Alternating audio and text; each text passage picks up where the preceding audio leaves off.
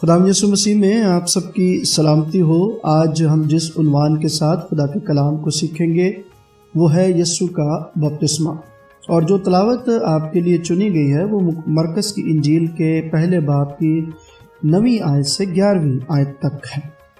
آج کا یہ متن مرکز کی انجیل سے جو لیا گیا ہے اس بات کو بیان کرتا ہے کہ 12 سال کی عمر کے بعد یسوع دوسری دفعہ لوگوں کے سامنے خدا کے کلمے کے طور پر ظاہر ہوا، جبکہ اس دوران کے عرصے کو مقدس لوکا اس طرح بیان کرتے ہیں کہ یسوع حکمت اور قد و قامت میں بڑھتا اور خدا اور انسان کی نظر میں مقبول ہوتا چلا گیا، جس کا ذکر آپ لوکا کی انجیل کے دوسرے باب کی 52ویں آیت میں پڑھ سکتے ہیں۔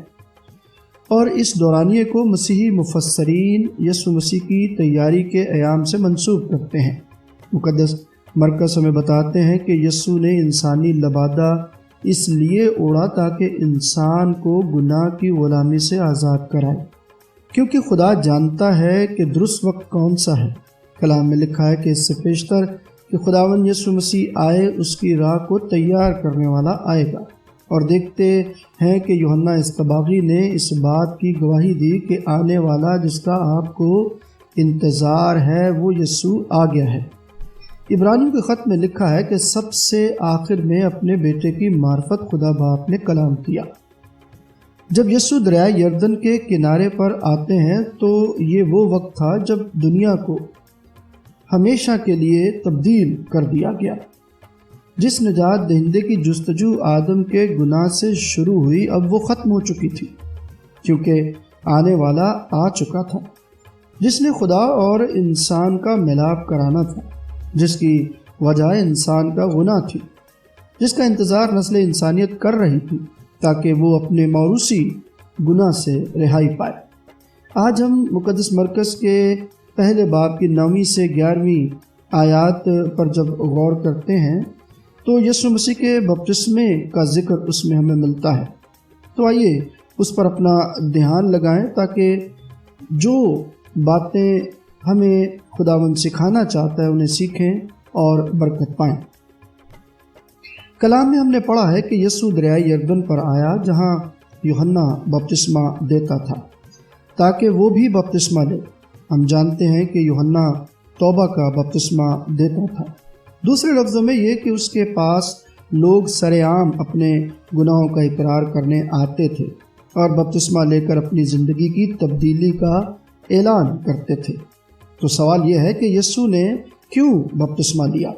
مقدس متی کی انجیل ہمیں بتاتی ہے کہ جب یسوع بپتسمہ لینے کو پہنچا تو یوحنا نے انکار کیا۔ کلام بتاتا ہے کہ یوحنا اور یسوع آپس میں کزن تھے، جس سے یہ بھی اندازہ لگایا جا سکتا ہے کہ یوحنا یسوع کی زندگی کے بارے میں جانتا تھا کہ وہ کس قسم کی زندگی گزارتا ہے، اور یوحنا یہ بھی جانتا تھا کہ اگر کوئی پاک ہے تو وہ خدا ہے۔ تب یسوع نے یوحنا سے کہا کہ ابھی تو ایسا ہی ہونے دے، کیونکہ مناسب تو یہی ہے کہ ہم ساری راست بازی کو اسی طرح پورا کریں۔ ساری راست بازی کا مطلب یہ ہے کہ خدا نے اپنے نبیوں کی معرفت کلام کیا وہ پورا ہو، اور اس سے یہ بات ثابت ہو کہ آنے والے کی جو تیاری کی گئی اور جس کے لیے کی گئی دونوں کو ظاہر کیا جائے۔ اور یسوع کے بپتسمے میں یوحنا اور یسوع کے بارے میں پیشن گوئیوں کی تکمیل ہوتی ہے، اور اسی راست بازی کو پورا کرنا تھا۔ یسوع یوحنا کے پاس اس لیے نہیں آیا تھا کہ وہ توبہ کرے اور اپنے گناہوں کا اقرار کرے۔ یسوع نے کوئی گناہ نہیں کیا تھا کہ جس کی وجہ سے وہ بپتسمہ لیتا۔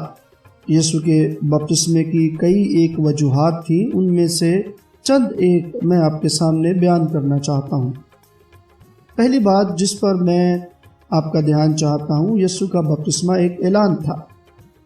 جب یسوع نے خود کو بپتسمے کے لیے پیش کیا تو وہ لوگوں تک اس سچائی کو پہنچانا چاہتا تھا کہ یوحنا اصطباغی کی منادی کو درست ثابت کرے، اس کی گواہی دے کہ جس خدا کی بادشاہت کے آنے کی منادی وہ کر رہا ہے وہ ان کے درمیان آ چکی ہے، کیونکہ مسیحا آ چکا ہے۔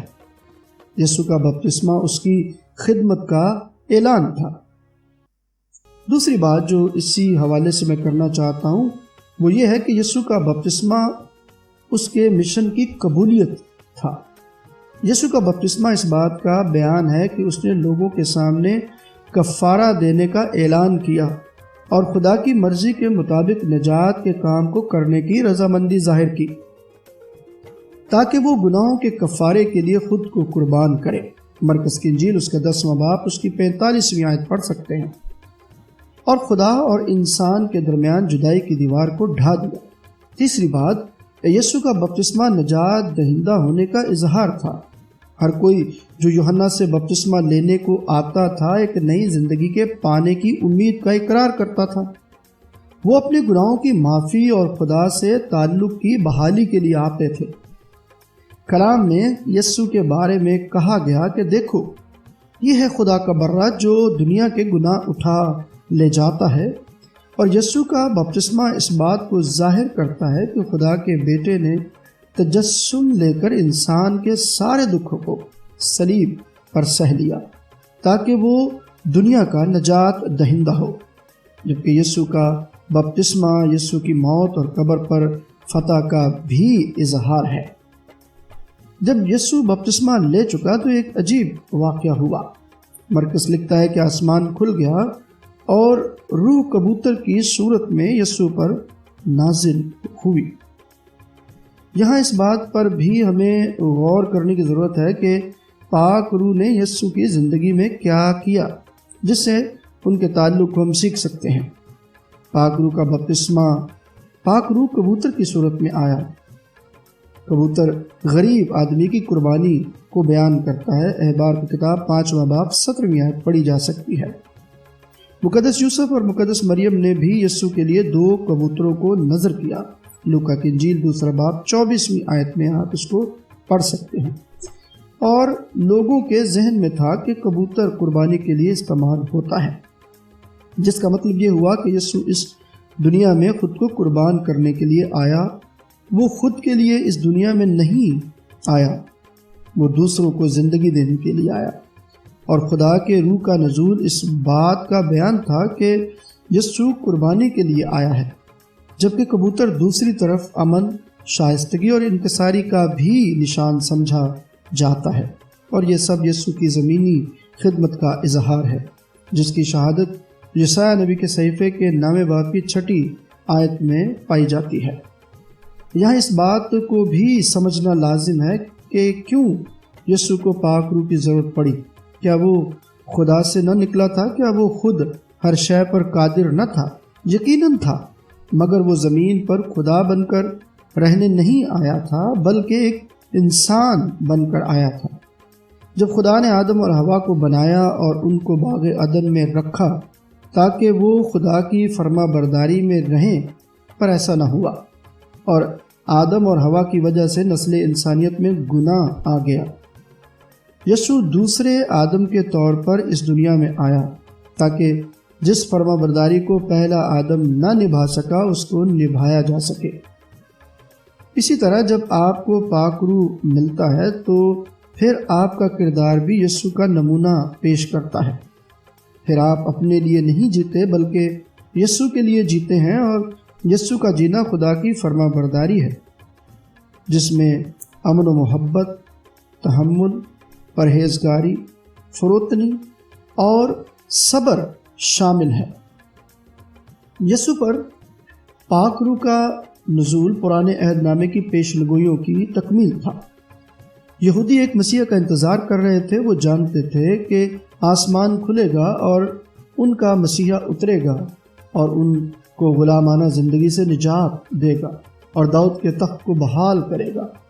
جب یسوع کے بپتسمے کا واقعہ ہوا تو یہ ان کے لیے نشان تھا کہ آسمان کھلا اور پاک روح کبوتر کی صورت میں یسوع پر ٹھہرا۔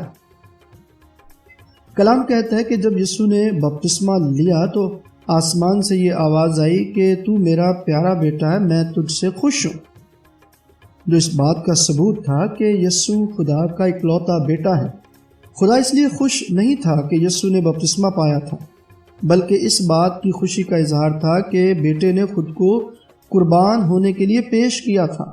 اس بات کو بھی سمجھنے کی کوشش کریں کہ خدا کا یہ اظہار یسوع کے لیے نہیں بلکہ لوگوں کے لیے تھا، اور اس کا اظہار اس وقت بھی خدا نے کیا جب پہاڑ پر شاگردوں نے یسوع کی جلالی صورت دیکھی تو خدا کی آواز وہاں بھی آئی کہ یہ میرا پیارا بیٹا ہے، اس کی سنو۔ متی کی انجیل 17واں باب 5ویں آیت۔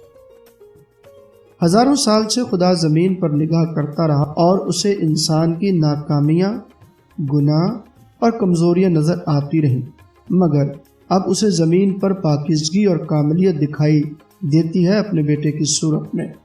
اس لیے خدا کہتا ہے کہ وہ اپنے بیٹے سے خوش ہے، کیونکہ وہ پچھلے 30 سالوں سے اپنے بیٹے کی زندگی کو دیکھ رہا ہے کہ وہ کس طرح جوان ہوتا ہے، وہ کیسے مقدس یوسف اور مقدسہ مریم کو خوش رکھتا ہے، اس کا برتاؤ لوگوں کے ساتھ کیسا ہے، وہ کب اور کیسے لوگوں سے ہم کلام ہوتا ہے، وہ دعا میں ٹھہرتا ہے۔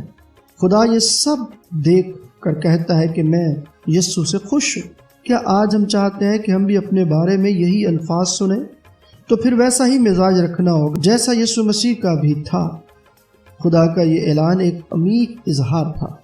جو کوئی بھی یسوع کی پیروی کرتا ہے، یہ الفاظ اس کے لیے بھی ہے، کیونکہ وہ ہمارے گناہ پر نہیں بلکہ یسوع پر نگاہ کرتا ہے۔